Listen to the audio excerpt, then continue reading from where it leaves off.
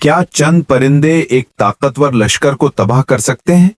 क्या अल्लाह अपने घर की हिफाजत के लिए बगैर किसी नबी, बगैर किसी फौज के सिर्फ अपनी कुदरत काफी समझता है? ये कहानी है गुरूर की, तकब्बुर की और अंजाम की।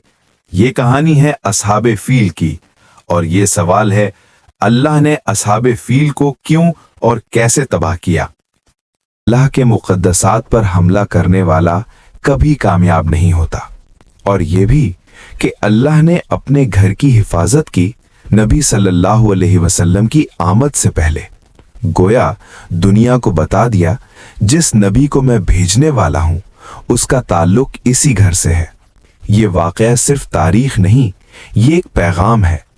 अगर हम भी गुरूर में आ जाएं, अगर हम भी अल्लाह की हुदूद तोड़ें, तो अल्लाह का अजाब शक्ल बदल सकता है लेकिन कानून नहीं बदलता, क्योंकि अल्लाह आज भी वही है जो उस दिन था जब उसने चंद परिंदों से एक सल्तनत को मिटा दिया।